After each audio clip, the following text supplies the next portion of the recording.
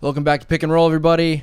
I'm Sean. We got EJ as always. We got a special guest today, Michael from Beyond The ScoreBoard on Radio DePaul Sports. How's it going, Michael? Yes, sir. Yes, sir. I'm happy to be here. Yes, sir. We are as the date of recording. We were recording on Friday, April 10th, 2 days before the last day of the regular season. So we got a little playoff preview for you guys, a little regular season recap as we close out the 25-26 NBA regular season, boys. We ready? Yeah. Let's get it.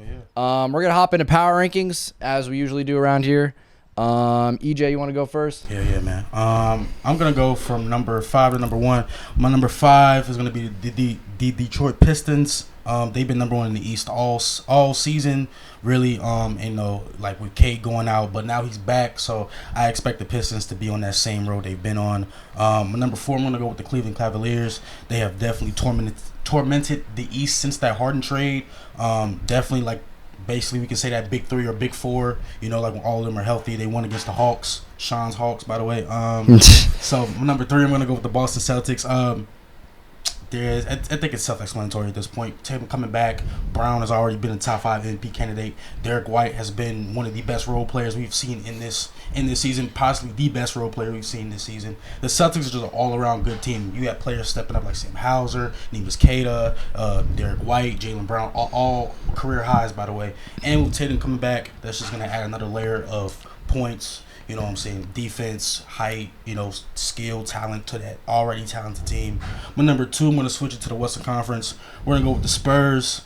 Again, this is self-explanatory at this point. Super, super young team, but very talented at the same time. The reason I have number 1 is because, we have the OKC Thunder. OKC Thunder, again, all these teams that are in my top 5 are self-explanatory. They have proved why they are top 5 in their respective conference, especially OKC, after coming from a championship last year, and with all the injuries they had this year with Chad, J-Dub, including Shea. So I'm just glad the Thunder are back to being themselves, man. What y'all think? Has the Oklahoma City Thunder ever not been one on our power rankings? I think there's only been like 1 week. I don't think so. I think that one time that the Spurs beat them like 2 or 3 times in like a whole row, I think that's when we had the Spurs above the Thunder. I don't even think we had the Spurs above the Thunder because the Thunder had I think I might have taken them 1 week. It was like 1 or 2 weeks, something like that. They've been pretty dominant all year. But yeah, all these 5 teams, like I said, are self-explanatory. You know what I'm saying? They've all proved why they are great in their perspective. My only question is, where are the Nuggets, man? They've won 10 straight.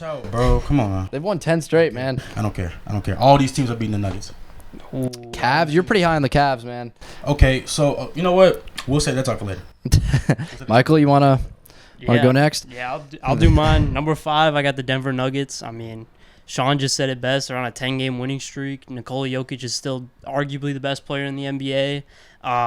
He is. The lapses in defense is something that you have to take into account when talking about the Denver Nuggets. Absolutely. But they are so good on the offensive end that it truly doesn't matter at points. So I got them at 5. It feels a little low because there are some teams above them that I think they could beat. But the teams above them, I think they've just done more so far this season. So moving on to the 4 spot, I got the Boston Celtics. They continue to look dominant. They just won last night with no Jaylen Brown on the floor. I believe they beat the Hornets last night, right? Yeah. They played New York last night. That was 2 nights ago. New York. Yeah. And they lost that game because of Josh Hart down the stretch of that game. No Jaylen Brown. No Jaylen Brown in that game. But Jason Tatum continues to look even better every single game, which is crazy because he's less than a year removed from his Achilles injury, and he's just slowly coming back to the Jason Tatum we know. So I got them at the 4 spot. The only team I have above them in the Eastern Conference is the Detroit Pistons at the 3 spot. They have continued to hold on without Cade Cunningham, and he just came back against the Milwaukee Bucks, and they still won. This team is dominant on the defensive end. Beef Stew, Jalen Duren, Asar Thompson, they just have so many options on the defensive end to guard anybody in the Eastern Conference play-in or playoffs. So they're so good. And then moving on to the top 2, same as EJ, Spurs, Thunder. 2 best teams in the NBA, in my opinion. 100%. Hope this is the conference finals appearance in the West. But, man, it's going to be a crazy playoff watching both these 2 teams go against each other. I really hope they match up, man. Even though the Spurs look like they're probably going to win, considering they've beaten the Thunder both games they were healthy this regular season. But, it's not real to the playoffs. We're going to get to my list. Number 5, I got the Detroit Pistons. Cade Cunningham is back sooner than expected from the collapsed lung, and they were already pretty dominant with and without him. So it's only going to get scarier for Detroit. Number 4, I got the Spurs. I know they've been hot, but, you got to cool down at some point, and they've slightly cooled down, but they're still in the mix for sure. I've gone on about the Spurs the past 3 episodes now, something like that. I believe in them, considering how young they are. Number 3, the Oklahoma City Thunder. They've been dominant all year. This is like one of the rare weeks I don't have them number 1. It's just that they've had guys in and out of the lineup, Jalen Williams, Hartenstein, but, they're still in the mix. It's just power rankings. Number 2, the Boston Celtics. Tatum's back. JB has been amazing all year long, and the MVP candidate for sure. This Celtics team blew past expectations, and they are honestly the favorites in the East, in my opinion, if healthy. Vooch just came back. Number 1, the Denver Nuggets. They've won 10 straight. Jamal Murray has been playoff Murray all year long in the regular season before playoffs, and everybody's finally coming back. Peyton Watson came back recently. Aaron Gordon looks healthy, good, playing well defensively. And they have Jokic still. And what else do you need, man? If you have Jokic and some help, you can go win it all. So I'm really happy with the Nuggets right now, and they're playoff risers, and they're already looking in playoff shape. So that's my power rankings. We're going to move on to the good, bad, and ugly. Good being something you liked the past week or so. Bad being something that wasn't great, not terrible though, and ugly being worst of the worst. This really had you feeling bad. EJ, you want to start us off? Yeah. So my good is gonna be the LA Clippers. I saw recently that when the Clippers were like dog shit, like bottom of the Western Conference. Ty Lue, he's had a goal that they had to go 35-20 for the rest of the season, so they can hopefully make play-in and maybe just a chance to make playoffs. And and he did that. I think they're 41-26, I believe, 41-36, something like that.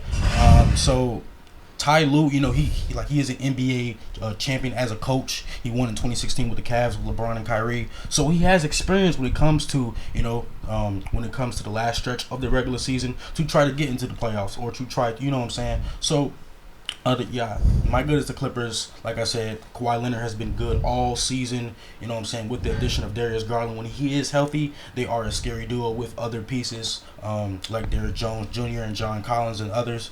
So my good is the Clippers. Clippers have been doing great. They're not shitters as of now, but when it comes to playing, that's when it really matters, and hopefully playoffs. My bad, it's gonna be the LA Lakers, man. I ain't gonna lie. I saw the game last night against the Warriors. LeBron, so sad. Down block. It's not looking good for the Lakers right now. You already lost your first and your second option back to back. It wasn't like, you lost Luka 3 months ago, now it's Reeves. No, Luka got injured, then Reeves, and now Bron is looking like he might miss some time. Maybe when he he looks like he's fine, but you just never know what's going on behind the scenes. As if the Thunder loss wasn't enough. Yeah, so the bad is the Lakers. JJ has said all year that he wants this team to be the best team in the league, and I just don't see it right now. But hopefully playoffs, maybe he can make it true. And my ugly, it's going to go with the Golden State Warriors. They're looking rough, man. And as a 10th seed in the play-in, I look at the other play-in teams in both conferences, Western and Eastern. Portland, I think it's going to, I think Portland's way better than Golden State, even though they have little to zero experience, with the exception of Drew Holiday. But then Avdija has no experience, but I do think they're gonna blast the Warriors. Yeah, they're a gutsy young team. If Curry's out, of course you got Butler's out, Pods, Green. It's not really a team that can make the playoffs and at least win a couple games, make it interesting. So my ugly is gonna be the Warriors for sure. Yeah, Warriors we're looking at could be probably the most desirable play-in team in the West to play. I don't know about you guys. They're just so decrepit. Michael, you want to? Yeah, I'll start it off the good. Cade Cunningham returning from his injury a little bit sooner than people expected, but People looking at the stat sheet, he only had like 13 points, 10 assists. He still had a double-double in his first game back. It was against the Milwaukee Bucks, not a great team. But I look more at like Cade Cunningham looked healthy. He wasn't like slow and lethargic going up the court like we see from Luka Doncic or Nikola Jokic when they come back from injuries. He just looked like Cade Cunningham that we expect to see every night.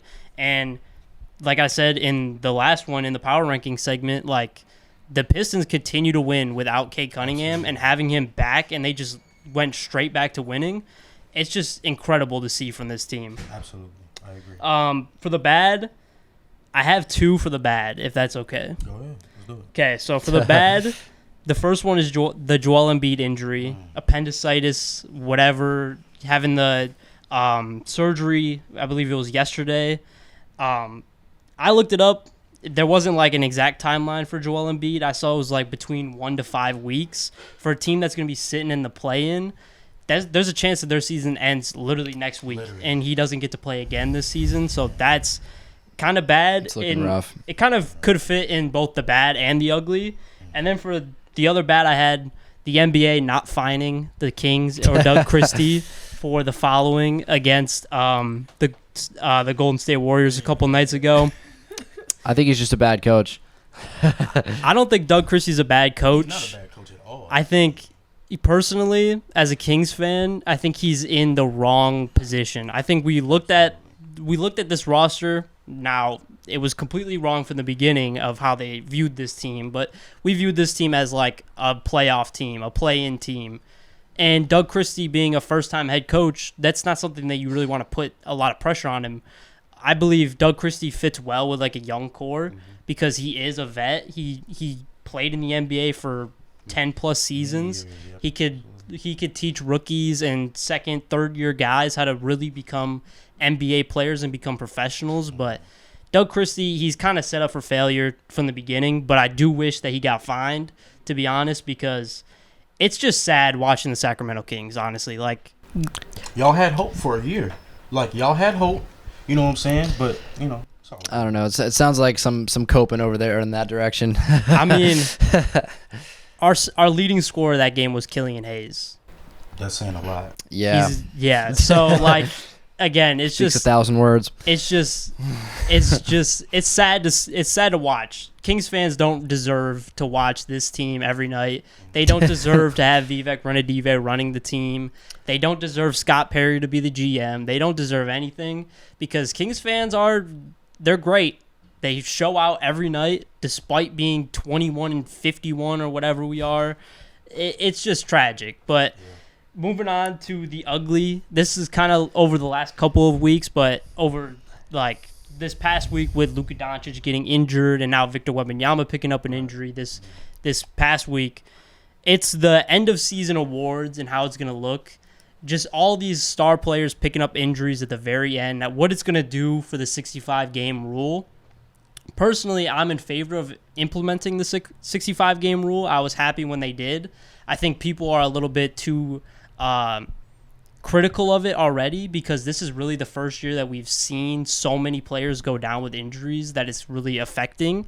Because like last year we had Victor Wembanyama, who obviously missed the second half of the season due to blood clots, but he only played 46 games. Like, in my opinion, 46 games, you can't win a Defensive Player of the Year or an MVP off of that, despite being Victor Wembanyama still being the best player on the defensive side of the ball. But it's tragic to see all the injuries at the very end, like Luka, like Victor Wembanyama, still pushing to try to get that 65-game requirement and what that's going to do for the rule going forward. I think this truly is the year to look at. Like, when I looked at the ugly, I saw, when I was making this list, I saw the ugly as something that, like, it may look ugly right now, but it can get better. But in a couple months, it could get better. And that's what I see with this rule, because the only way to really have a great rule is to implement the rule first, and then after a couple seasons, you have to change the rule, tweak the rule just a little bit, and that's what I see with the 65-game rule right now. You want guys to play. You want people to be motivated to play, and it's a better experience for the fans and all that. But, you know, I think they kind of did some overkill with the 65, because now guys are trying to play, but they just can't because it's part of the game. Injuries happen. So they really got to find a balance there, because as is, we're going to look back at this season on history, maybe our kids, our grandkids, and they're going to look at the All-NBA teams and think that was the best set of guys, even though in reality it may not have been. Same with MVP, Defensive Player of the Year, you name it.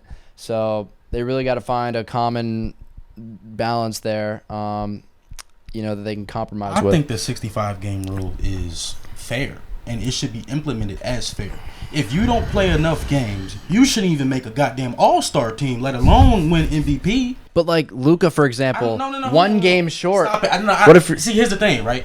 If you, to Michael's point, if you play 46 games out of an 82-game season or a 72-game season, whatever the hell it is now, you shouldn't even make a goddamn all-star team, let alone a defensive player of the year, let alone an all-defensive team or all-NBA team, let alone that. So, you need to play a minimum of 65 games. Because if you play enough games, it shows the league, okay, you're capable. If you do get hurt or if you do have a minor injury, you can bounce back, just like Cade did. Everybody thought Cade, I understand he's not eligible for the awards anymore. But he came back. He came back and he's playing. Yes, he had a double-double. Yes, he didn't have 25 and 12. Yeah, he didn't have 30 and 15. But he's healthy. He's playing games. As long as you play games, as long as you're not sitting, as long as you're not faking no injury or you stalling the injury, I think the 65-game rule is fine. And to Michael's point, yeah, tweak the rule a little bit. You know what I'm saying? If there's a lot of outcry and it's reasonable, then yes, you should discuss it with the NBPA. Because at the end of the day, these rules should be enforced fairly to everyone, no matter who you play, what style you play, what team you play for, what conference you're in, what coach you play for. So would you move it back 5 or 10 games? No. Or I keep it at 65. You think? But what if you see guys coming up 1-2 games short? You think that's fair? Okay, it's the rule, Sean. If you play over half the games, Sean, I feel like you deserve. Sean, if you miss your court date by a day, is it your fault or is it their fault? But that's different because no, it's not. It's not though. If you miss, it's out of their control with injuries. Okay, so how is it the NBA's fault that you're enforcing a rule that if you play enough games, you're eligible to be MVP, Rookie of the Year, Defensive Player of the Year, all defensive teams, all NBA teams. If you don't play enough games and you still get that award, that is, first of all, that's unfair to the other people that played all 72 or 82 games or played more than 65 games. That's unfair. I think they should move it back like about 5 games, 5 or 10. Michael, you want to be the tiebreaker on this? Yeah, so that's what I'm saying with the tweaking part. I think because 65 is such a weird, I believe it's like, I forgot exactly what it is, but I believe it's 75% of the games equals 65 games, I believe, or there's like some weird number with it, but I believe 65 is fair. I think if they moved it back to 60, I'd also be okay with that. But anything lower than 60, I don't think you should be personally eligible to win an award, because I see to be the MVP, meaning most valuable player, you have to be on the court. Exactly. Your value is only 100%. Seen when you're on the court. If you're not on the court, like we see with Giannis, you can't just name him MVP because his team is atrocious when he's not on the court. Fair it's enough. Just the only way you can win MVP, you can win DPOY, is being on the floor. 100%. And I think the tweaking part is just moving it back just a little bit. Yeah, 5 games max, I think they should. Maybe you're right. Availability is the best ability. But I just don't want it to feel like guys are getting robbed. Like, I want to see Wemby make All-NBA, win Defensive Player of the Year. I want to see Jokic win an MVP like he does. Like, has anyone felt like Jokic has not played enough this year? What do you mean? Even though he's 1 game away, like if he misses 1 more game, like he was out for 6 weeks. Again, and to your point, Sean, it was out of his control. To his point, but you have to make it fair for everybody else. I'm not gonna lie. I'm not giving the MVP to Jokic just because he averaged 30 or triple double. I'm not giving him to that. And to that, he only played 50s. Like, let's just say he played 50-some games after the triple double against somebody who averaged the same numbers but played more games. Who are you giving the MVP to? Jokic or the one that played more games? It depends on how many more games. I don't care. 46 games, right? Let's just say he played 46 games, okay? But he didn't. Let's just say he did, right? Okay. Okay? If someone averaged the same numbers but played more than 65 games. Let's say he played 66 games. Who are you giving the MVP to? Jokic or the other guy that played more games, that averaged the same numbers? I mean, obviously the other guy, but Thank you. But the thing with Jokic is not that big of a gap. He didn't play 46. I feel like he played most of the season. He just happened to be one game away. And if he misses that game, I think we're getting robbed of what he deserves. Yeah, I mean, also to go against EJ, I mean, nobody else is doing what Jokic does. Exactly. Like nobody. No, I know. I understand. A guy like that will be missing from history. Okay. What I'm saying is, you cannot give a guy who only played 50-some fucking games and give him the MVP. Yeah, he had averaged great numbers. But if a guy plays more and he averaged the same numbers, I'm not. And to your point, you're right. Nobody's gonna do what Jokic does. I think Jokic is the best player in the NBA. You know what I'm saying? Whatever. But if somebody averaged the same numbers and had made more games, I'm giving the MVP to him. What are you talking about? He's more available. Like, come on. What are we talking about, right, Sean? But in this case, we're talking about maybe like 1, 2, 5 games more. It doesn't matter. If you play 64 and you're ineligible and he plays 66, okay, he's like, he can't win anyway. So he's gonna get it. It doesn't matter. Like, it's okay. It's fine. It's cool. Like you still make the All-Star team. That was cool. Some people didn't make the All-Star team.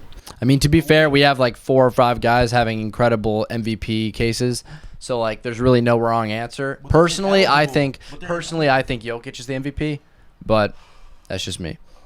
Hopefully, it's you too. We're gonna move on to my list, my good, bad, and ugly. My good, I'm taking the Denver Nuggets, man. 10-game win streak. They look in playoff ready. We were having some question marks about them maybe a month ago, 2-3 weeks ago, and they had some like rough, close losses, and the injuries all year long. But now it's finally coming together, and I'm really excited to see the Nuggets this playoffs, and see Jokic have a chance at getting another championship. My bad, I'm gonna go Joel Embiid. Like one of you guys said, that's just really bad. The appendicitis surgery yesterday. Who knows how long he's going to be out now. Just when we thought he was healthy. Last week, I literally just had Joel Embiid as my good for being healthy. And now, I'm just dead wrong. I guess I spoke too soon. Maybe I jinxed him. Sorry, Joel. My ugly. Doug Christie and the Kings fouling the Warriors in clutch time. And what's even so more embarrassing about this is that the NBA investigated it and came to the conclusion that it wasn't intentionally to tank. He did it out of like lack of judgment, and so it's just a really bad look. I don't even like the Kings from ball boy to general manager. It is just atrocious over there. God, I don't even know. Being a GM would just be horrible there. I don't know what I would do if I owned the Sacramento Kings or. Sorry. We're gonna move on to the main course, everybody. We're gonna do a little regular season recap, look back at this season. Looking back at the year we just witnessed of NBA basketball. What do you guys think was the biggest surprise? Like what surprised you the most, team, player, whatever? Michael, you want to go first? Yeah, I'll start. I mean, the biggest surprise I have is the bottom. 2 of the bottom 5 teams in the NBA actually buying in, and that's the Washington Wizards and the Utah Jazz making huge moves in and around the trade deadline. The Wizards picking up Trae Young and Anthony Davis, obviously two huge moves for a team that is winning 20 games right now, and looking at getting another top 5 pick. And then the Utah Jazz also making the move for Jaren Jackson Jr. I think it's a new wave of how to rebuild a team in the NBA. Seeing some of these teams like the Wizards who moved on from like Kyle Kuzma and picked up Chris Middleton, and then Chris Middleton for Anthony Davis. And it's the idea of picking up bad contracts to then flip them to get better assets. Mm-hmm. You traded Chris Paul to get Jordan Poole, and then you flip Jordan Poole and to get CJ McCollum for some picks. And then those picks and Chris Middleton turned into Anthony Davis. And then CJ McCollum turned into Trae Young. So it's a new wave of how to build a team when you are a smaller market, which I think it's fascinating to watch. And I love that the Wizards and the Jazz are just at this point being like, we don't want to be bad anymore. We want to actually try to be competitive next year, which EJ wasn't there for Sports Flash, but me, Harris, and Ashley had a whole debate about the Wizards' moves, and I was really the only person that was team.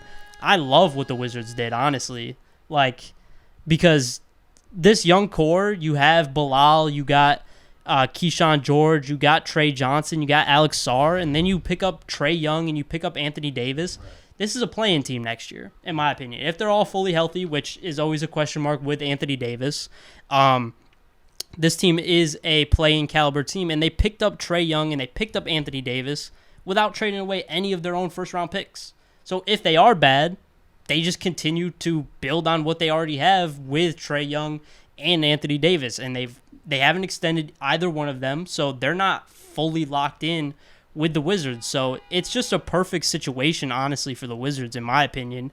I know people were kind of critical of it because it's not – you look at the Wizards and it's like Anthony Davis, how many games is he going to play? Right.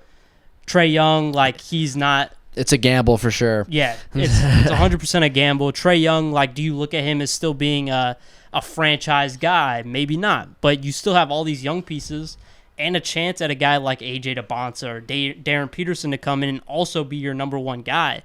It's a great bridge team. I think we see it in all sports where you bridge older quarterback with a younger team they're not exactly Super Bowl bound, but they could be playoff bound, and you're just looking at it to get a bridge player in there. And I think this is perfect for the Wizards, finally getting them back into contention of being a team that is actually going to be fun to watch next year with all these guys on the floor. Mm-hmm. They were a long ways from relevancy prior to these moves.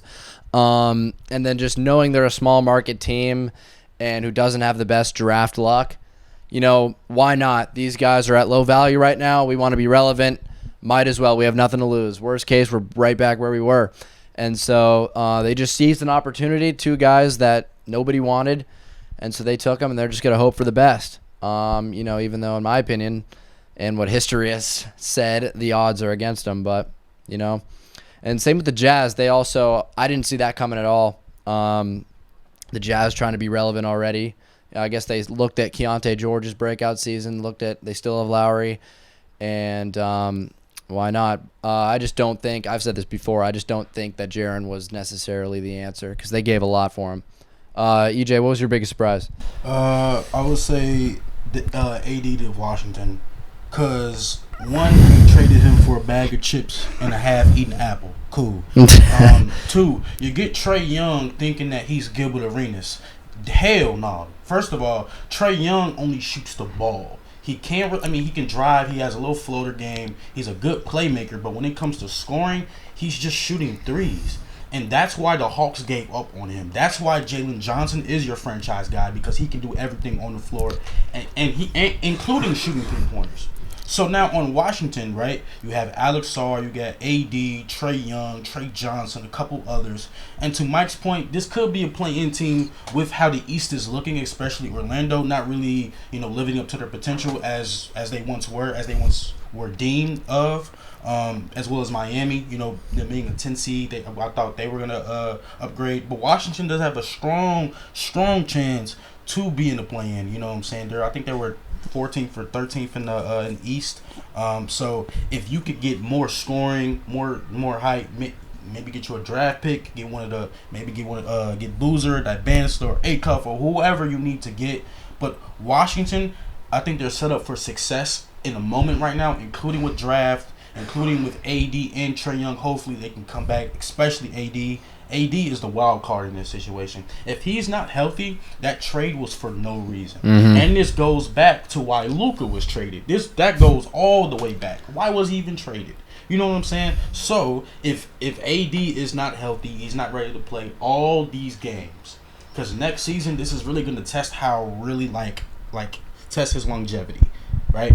If he can't play for a small market team like Washington, can't, influence like a young guy like Alex Sarr, I don't know what the future is for AD, but I will say that was definitely a big surprise. Him and Trae Young going to Washington. In the Wizards' defense, what they give for AD? Chris Middleton and like 2 second-round picks.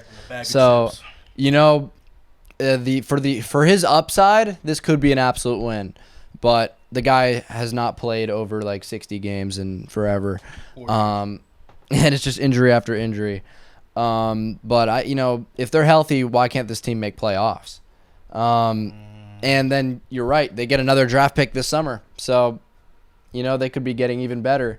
What if they do get a guy like Acuff, or what if they land the 1 pick? So in Washington, they kind of have a plan A and a plan B, all going at once, and they got it for relatively low value. I'm surprised none of you guys said Bam 83. That was pretty surprising. I mean, sure, but it's like hey, look, to credit Bam, nobody's done that in 20 years, and Kobe. That's what I said. So as much as that was a surprise, like, it's Bam out of bio. But out of all guys, who thought Bam would? Okay, but you gotta look at it. Okay, listen, I love Bam. I love his play style. And to credit, Michael Beasley said this on the podcast. Bam is a guard in that big ass body. He's 6'11", and he literally balls like a guard. Like, if you see his dribble moves, his 3-point, his mid range, his post work, he balls like he's a 6'3" guard, but he's just 6'11" with a 7'2" wingspan. Like, seriously. So it's like, as much as this is as a surprise, if he was Russell Westbrook's height, maybe if he was Shea's height, that wouldn't be surprising. But since he's 6'11", and he balls like a guard, it's not like he's Jokic where, like, he's very ball dominant, because he's really not, though. It's really like, it's Hero, it's Powell, it's JJJ, it's those. So it's, as much, like I said, as much as a surprise for Bam to get 83, at the same time, who the hell would think Bam Adebayo would score 83 points? That's what I'm saying. My biggest surprise in terms of like what we thought before the season started was the San Antonio Spurs being the 2 seed. I had them in my surprise to you? In my like preseason standings. I had them in the play-in, bottom of the play-in. I just didn't think they were going to be ready so soon. I thought they were too young to really take it to that other notch. And considering how competitive we thought the West would be, we didn't anticipate necessarily the Mavericks falling down like that. Other teams too. So I just thought it was going to be too loaded of a West for them to really, as being the average age of 23 on that team. Like, I didn't think they could do it.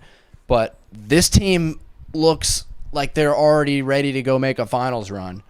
And it's just unbelievable. I mean, tell me with a straight face that you thought that was going to happen. Like, well, I thought they were going to make playoffs for sure. For sure. But 6 seed maybe, right? No, I'm thinking 3 to 5, but they made 2. So it's not really a surprise to me that they're number 2.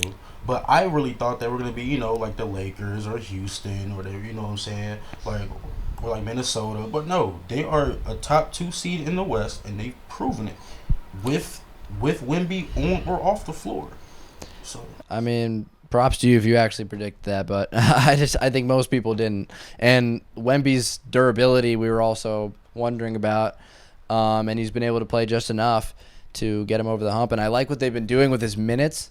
They've been really microwave, small doses of, we're gonna give you some Wemby and kill you, and then take him out when we have some time to kind of preserve him. And it's amazing. I don't think we've seen that with many players. So it's definitely unique, on top of his just completely absurd playing style that we've never seen in history of basketball. So yeah, I just thought the Spurs were just, I was looking at my preseason predictions the other day, and I just thought, I did not anticipate the Spurs being this good already. Maybe they were 6, 7 seed, but 2 seed in year 3 Wemby, year 2 Castle, year 1 Harper, and year 1 Mitch Johnson too.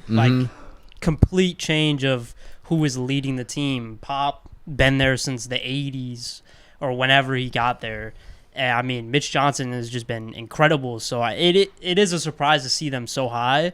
If you look back on it and you like actually think about this team, it's like, I mean, it kind of makes sense that they're the 2 seed, but like you said, they have all these young guys: Vassell, Castle, Wemby, Harper, but then they had such a great offseason. Getting Fox last year during the season, getting Cornette in the offseason, they just had a great offseason. But it is a surprise to see them this high, this fast. Yeah, shout out the Spurs. Who do you guys think this NBA season? Who do you guys think is the least valuable player? I'll go first with this one because I got a good one, and I need some time for this one. Jaden fucking Ivey. I gotta talk to you, bud. Who in the fuck do you think you are? You got cut by Chicago and think you can go outside and start preaching shit? Get the fuck out of here, man. He's going through depression. He got an injury. Stop that shit. Garbage. He just loves apple pies, bro. I don't give a fuck, nigga. Listen, you're not finna be out here blasting the NBA on some shit and then go outside and start preaching your ass off like you. What the hell? Like, listen, all respect to you, bro, because you doing your thing, bro. You know what I'm saying? Like, it's all glory to God at the end of the day, gang. But at the same time, bro, you're not finna sit here and go on Instagram and rant for 70. This man made a 75-minute video about preaching. Who the fuck does that after getting cut by the NBA? But look, though, get the fuck out of here, man. I mean, it's not like he's like subtracting value from teams. I don't think. He's garbage. I don't think like him being waived like moves the needle too much. No, it's not about him being waived, bro. It's the fact that why he got waived. It's the process of him getting waived. Listen, it's so sad to see a player get injured. Trust me. I saw Derrick Rose get injured and never be the same. Jaden Ivey got injured and was never the same on the Pistons. Tried to go to Chicago. Didn't do nothing. Right? Now, I don't know what's going on in his brain. I really hope that everything just goes well with him. But at the same time, bro, this is his own downfall. And, you know what I'm saying, aside, we all make jokes about the KD files and the Kawhi files, but this shit is not okay, man. Like, for real. You need to get help, bro. Like, real talk. Like I'm sorry, but you need some help, bro. I mean, at the end of the day, I just feel bad more than anything for him. It just looks like he's really screwed up. Get some help, bro. Get some help. Michael, who's your least valuable player? Going off my favorite team, the Sacramento Kings, the least valuable player this season has been Domantas Sabonis. Why is that? He's hardly been playing. He's played 19 games. He's on a $45 million a year contract for this year and the next 2 years. The only way for the Kings to get out of this realm of being terrible, which without injuries, we're most likely a play-in team right outside the play-in team. I don't want to look like that. EJ's a Bulls fan. I don't want to be like a Bulls fan, bro. All right. I mean, we're the Bulls 2.0, bro. We got a European center, Vooch and Sabonis. We got Levine. We got DeRozan. I mean, that's the Bulls that were in the play-in for 3 straight years. Y'all thought that shit was going to work after that shit fell in Chicago. So, yeah, y'all is Bulls 2.0. Y'all chose to do the dumbass shit that we did, and guess what y'all got? 21 and 51. But the reason why Sabonis is the least valuable player in my eyes is this is a year for him to play up his value to get traded. Only playing 19 games limits your value. Having the lowest effective field goal percentage of your career is just continues to lower your value. I mean, last year he shot 40% from the three-point line, which, again, that's not something you expect from Sabonis, but he did shoot 40%. There's probably some teams out there that could squint their eyes and be like, maybe Sabonis could be a three-point shooter, like the Orlando Magic, who were connected and looking at Sabonis last offseason, but we didn't make the move. And he's had his lowest rebounds per game of his career since he was in Indiana in like his second season there. So it's just a bad year for Sabonis in his value, which is just bad for the Kings overall. And at him being our star player at this point now, that's why he's the least valuable player. He doesn't bring anything to the Kings on the court because he doesn't play, and he can't bring anything off the court because he doesn't have any value. I mean, I kind of give everyone on the Kings a pass just because it's the Kings, and it just everybody looks bad on there. So and he happens to have the biggest contract on the team. So let's not forget how valuable he was before he was on the Kings or before the Kings were bad. Like 2 years ago, 3 years ago in 2023. Then they made their playoff run. He was a big part of that. Let's not forget. And so I think Sabonis probably goes home every day wishing, praying he gets traded. So he's he's another guy I kind of just feel sorrow for more than anything. Like, someone check up on Sabonis, man. Man, he's got $45 million a year, bro. He don't care, bro. He's great. He's great. perfectly He fine. Good ass. Yeah, he basically got a year off. He's great. My least valuable player, Miles Turner is a candidate for sure, considering he got a massive contract to do absolutely nothing and surprise everyone. Okay, but hold on. But did y'all really think he was gonna do shit with fucking Milwaukee and Giannis? I mean, I thought the whole move was bad anyway, but thank you, because nobody thought him and Giannis was gonna take the. But I thought he would at least be what he was on the Pacers. No, you know why? Because they don't have a point guard like Hallie. Hallie is a pass-first point guard. That's why Miles Turner was so good last season. That's why he was so good in the playoffs last season. That's why they made it to the finals and took OKC to 7 because Hallie passed the ball. But he wasn't even the same guy defensively. Giannis does not pass the ball. Giannis is literally the Kareem of this generation for the Bucks. Am I right or wrong about that? Right or wrong? I guess so, yeah. Yes, he is. I'm talking about I guess. Cool. Listen, Miles Turner and Giannis, that shit wasn't gonna work anyway. If you don't have a point guard to pass to a center that likes to get the ball passed to him, because Miles Turner is not he's like Bam. He's not a ball dominant center. But Bam, the difference with Bam and Miles, Bam can create his own shots. Miles can't. Miles is a post guy who can shoot threes, can shoot the mid a lot, and he's a big rebounder. So I think that was the problem with me, was like signing Miles Turner was so stupid, because if you stay with Indiana, honestly, they could have went back to the playoffs and made a whole nother run. Honestly, if Hallie didn't get it. But he's not even giving you anything defensively. Like, it's exactly. Like, you're talking about offense, but he can't even block you. He's not even the same shot blocker.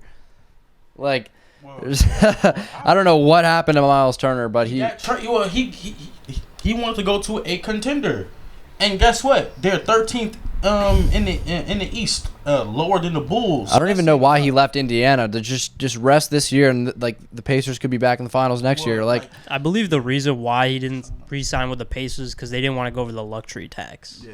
Which they've never done in their career or in the history of their franchise, and they didn't want to do it for Miles Turner, so he felt a certain type of way. I think the only thing with Turner is we didn't get to see a lot of him with Giannis this year, which I think his value on the Bucks looks so much better when Giannis is on the floor, because he is a stretch big that can shoot the three ball. He can knock down some shots outside.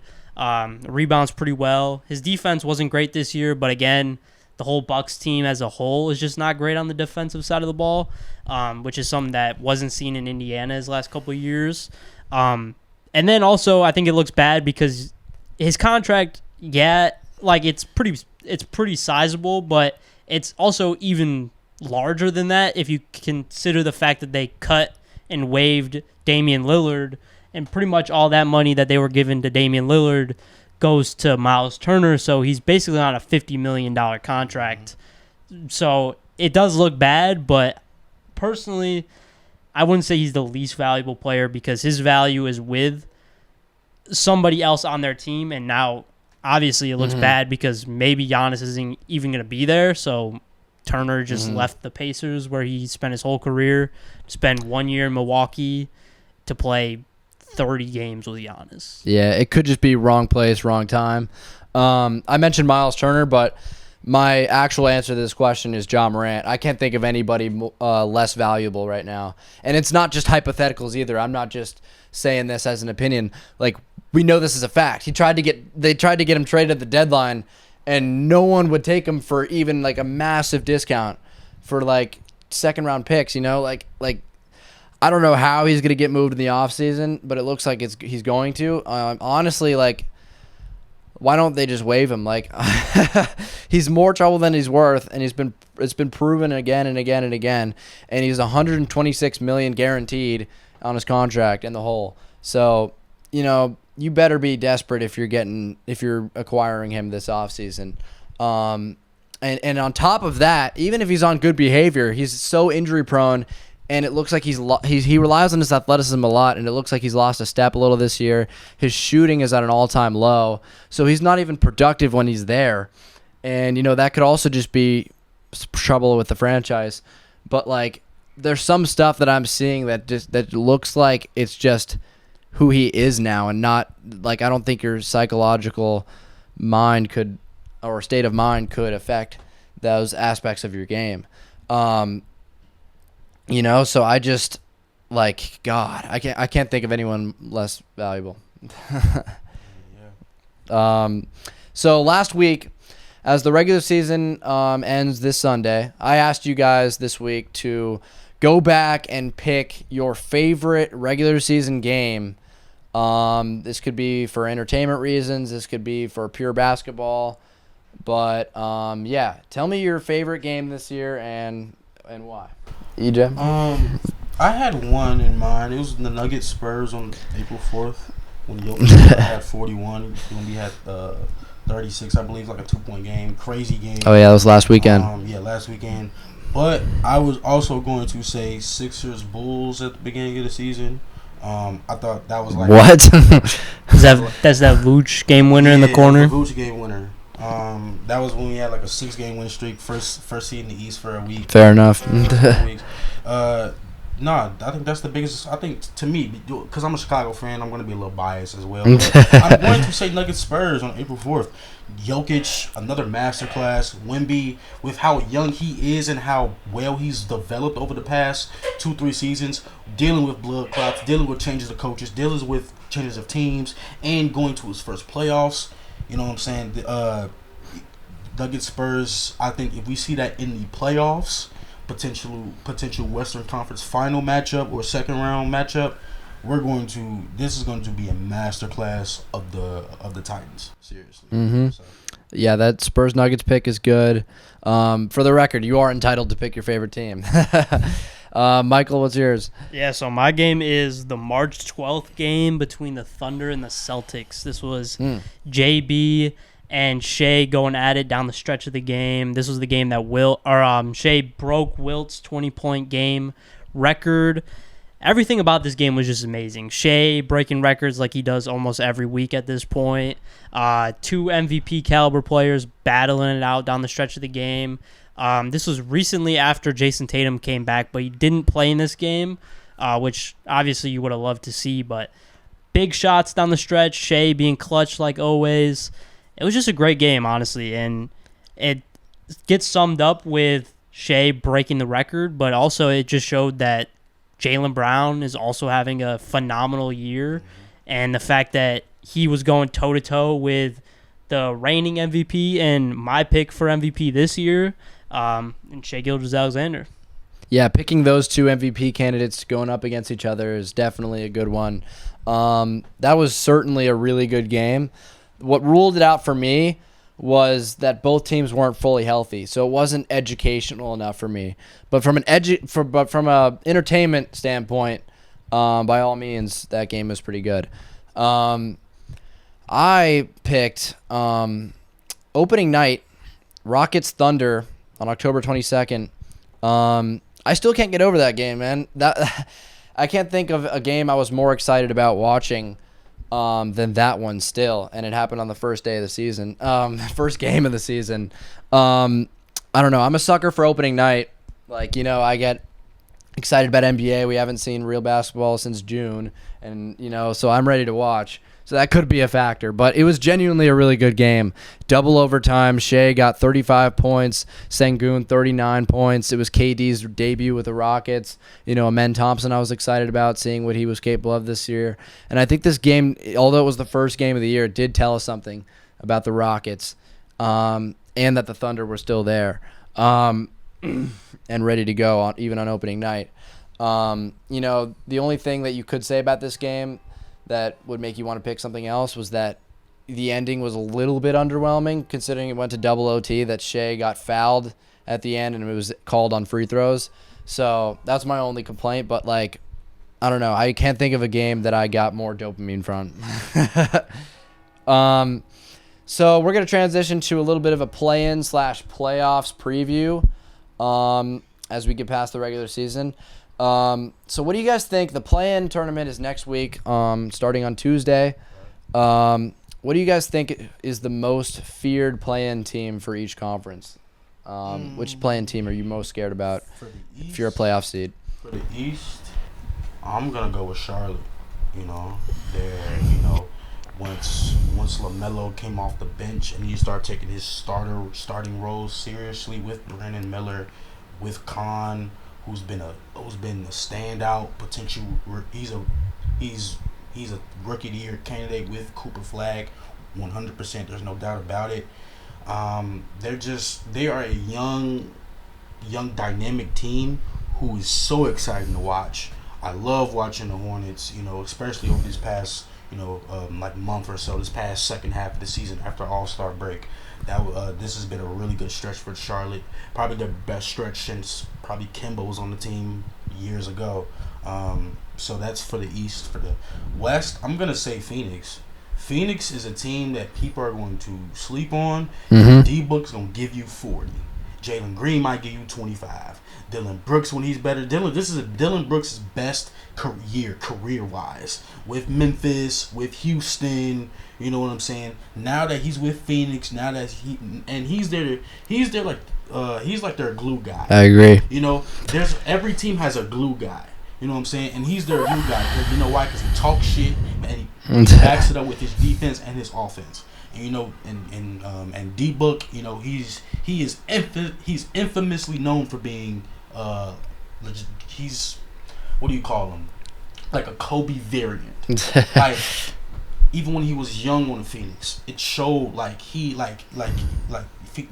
D-Book is a student of the game. That's all I gotta say. And Jalen Green, he's still young, coming from Houston. This is basically his redemption tour at this point. He didn't really prove what he had in Houston. So now that he's in Phoenix, and they are a 7. I think they're a 7th seed. If they win, they go automatically to face the Spurs. So that's gonna be a good series. Yeah, Dylan Brooks took it to a level I did not think he was capable of this year. He's probably the most valuable player on the Suns this year, honestly, more than the 2 stars. His impact has just been crazy for that team. He was injured for a while and he just came back, so hopefully he's back to where he was in time for the postseason. But yeah, Michael, so I feel like everybody's really talking about the Hornets in the East. So I'm gonna make a case for the Miami Heat, honestly, because I think they have one of the best coaches in the NBA, if not the best. Eric Spoelstra, there's not many people that can compare to Eric Spoelstra. Nobody has ever done what he's done, which is take a 10 seed to the NBA Finals. And Bam Adebayo, he just had 83 a couple weeks ago. Tyler Hero continues to look better and better. Norman Powell. This team is super deep, and I think the thing that they could catch a team like Charlotte, who they most likely will play in the first game of the play-in, or a team like Orlando or Philly, is they have the experience of being in the play-in, which a lot of these teams don't have. Charlotte has only been in the play-in once, and that was LaMelo's rookie year, and the only person that was on that team that I can think of is Miles Bridges. Unless there's somebody deep on the bench that's been there for a while that I just can't think of. But honestly, Philly, they're a weird team because of the injuries, but Tyrese Maxey's still somebody you got to watch out for. But I really do think that Miami is a scary team in this play-in, and I think people need to kind of respect them going into the first and second round matchups, because if they're sitting at the 10 seed, if they are going to make it to the playoffs, they're going to be the 8 seed. They have a lot of experience, and they're going to play a Detroit Pistons team who they just don't really have a lot of experience. Now, they did play last year in the playoffs, and they looked pretty solid, but I'm not going to pick the Miami Heat to beat the Pistons, but I do think that the Heat are a team to watch out for in the Eastern Conference play-ins.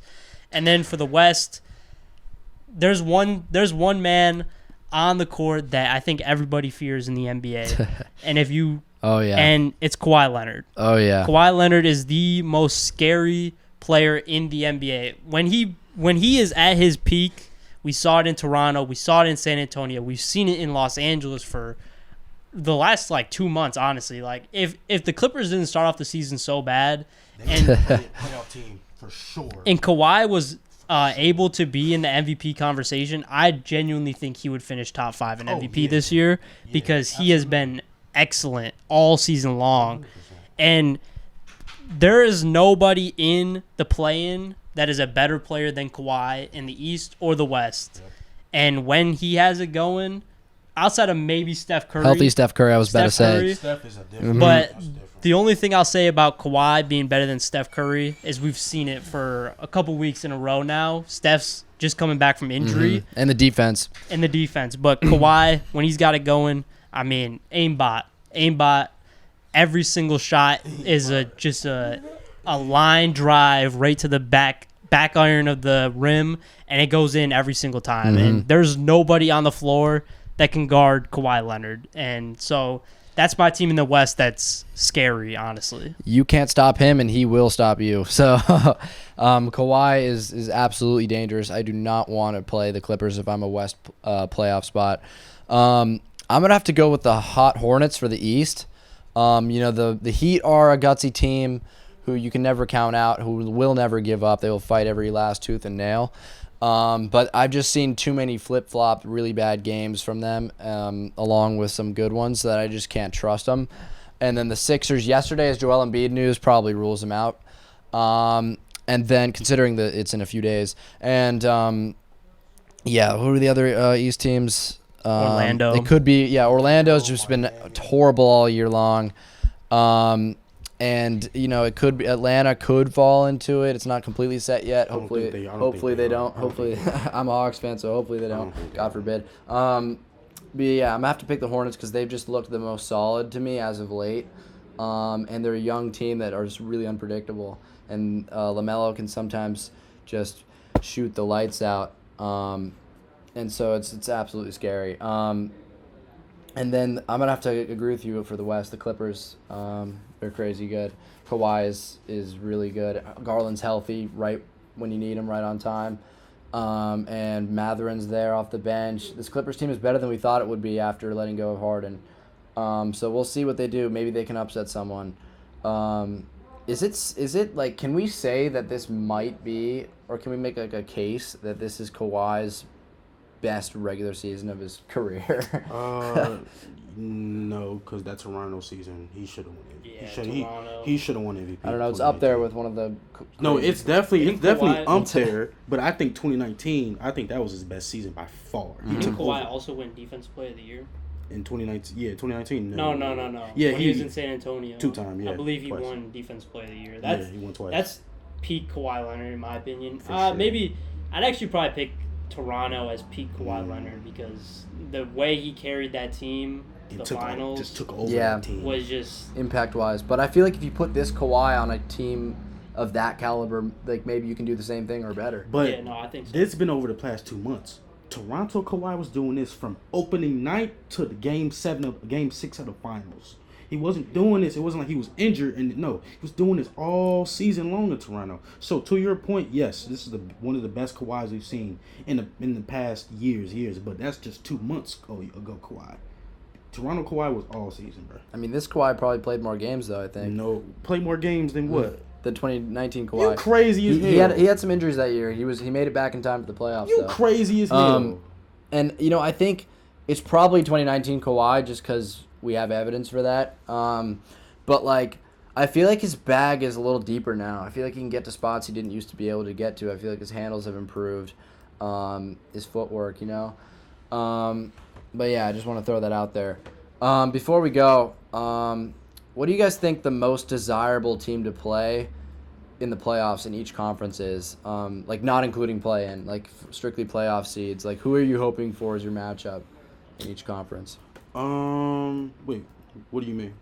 Which team, if you're a top West or East seed in each conference, which team are you hoping you get the most? Who do you think is the most vulnerable? I mean, I could start us off. Whoever wants to go. I've been saying this all season long because I'm just not a huge fan of this team for a historical standpoint, and I just don't like the build of this team. I don't like the Lakers, and I haven't liked them all season long, to be honest. It has nothing to do with Luka or Austin Reeves or LeBron. It's the others. They don't have a defensive infrastructure to hide Luka. They don't have a defensive infrastructure to hide 41-year-old LeBron, who still looks pretty solid on the defensive side of the ball, but he's not nearly what we expected or what we've seen in the last couple of years. Austin Reeves is still not a great defender. And your best defender day in and day out cannot be Marcus Smart, because he doesn't give you anything on the offensive end at this point, and his defense has gone downhill since he won DPOY in Boston. And he's in and out of the lineup. DeAndre Ayton just was not the signing that we expected in the offseason. Obviously, he shows some flashes, but he hasn't put it together for a full season long. And then they're vulnerable. And with Luka being injured, with Austin Reeves being injured, that just makes them even more desirable to play if you're any team. Personally, I think they're sitting at the 3 spot right now in the Western Conference, and they're going to play the Timberwolves most likely. I think the Timberwolves are going to handle them like they did last year in the playoffs, because Anthony Edwards seeing Jake LaRavia, Marcus Smart, Rui Hachimura, 41-year-old LeBron, Austin Reeves, he's gonna dominate that whole series. I know a lot of people like to hate on Rudy Gobert, but he dominated them last year in the playoffs. So this team is just not set up to win in the playoffs, in my opinion, and partially it's due to JJ Redick. I don't think he's a great coach. I don't think he holds his players accountable as much as he should. We've seen times where he's getting into it with players, and DeAndre Ayton just hasn't bought into anything. It's just not. I think it's trouble in Lakerland right now. I think the Lakers, before injuries, guaranteed Luka and Austin Reeves can play. They were looking really good. It looks like they had finally figured it out with LeBron, Luka, Reeves, that big three. So without injuries, I think, why not give them a shot? I think they could make the conference finals, really. But because of the injuries, it has to be Lakers as the most vulnerable West team. And for the East, I think it's got to be Toronto. They're just clearly the weak link out of all the playoff seeds. I don't think they've beaten a serious contender all season long. They lose all their really big games against good teams, and they can kind of just only feed off of mediocre teams and play-in teams. So I want Toronto if I'm pretty much any East playoff seed. Yeah. If I'm going for the West, I'm going with Portland. Portland is, again, a young team. Yes, they're up and coming, but as of right now, I think they're 40-40, sitting at 500. If this was with Dame, this would be a different story. But it's without Dame. It's with a young up and coming rising star like Denny Avdija, and a vet, a true, a respected vet like Drew Holiday. Like an all defensive guard, all-star, two-time NBA champion.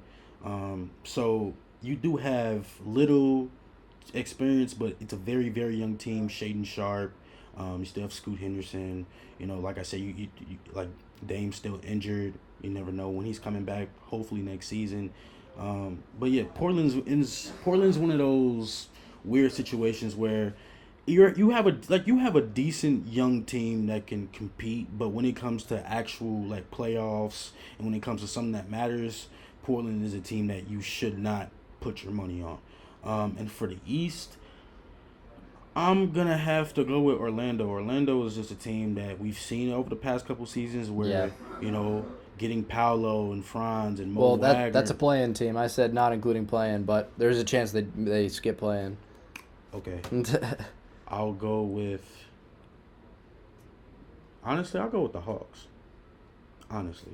The reason I say that is because... Bro, come on. That felt spiteful. Come on, man. The reason I say that is because as good as Jaden... And I'm not even going to miss JJ. JJ is one hell of a player.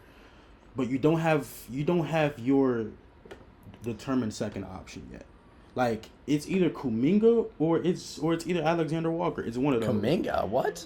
Could you let me explain? Kuminga hardly gets minutes. The Hawks, I think it's between Kuminga and Alexander Walker. McCollum? It's between Kuminga and Alexander Walker. All right, bro. Listen, the Hawks are good. I'm not saying they're a bad team, but when it comes to experience, when it comes to, I won't say talent because they have hella talent. When it comes, just experience, I think they're one of the weakest links. And I will say Toronto as well, but yeah. Wow, that hurt that you took the Hawks over the Raptors, man, because the Raptors really have not proven anything other than that they can win regular season games against mediocre teams. But that's it for the pod this week, everybody. We'll catch you back next Friday for the NBA playoff special. Michael, it's a pleasure to have you on, man. We'll definitely have you on again in the future. Yeah. Shout out Beyond The ScoreBoard. We'll link him down below. Make sure to check his show out, and Sports Flash, where you can catch EJ as well, and Michael on Thursdays on Radio DePaul Sports. We'll sign it off, guys. We'll see you next week. Peace out.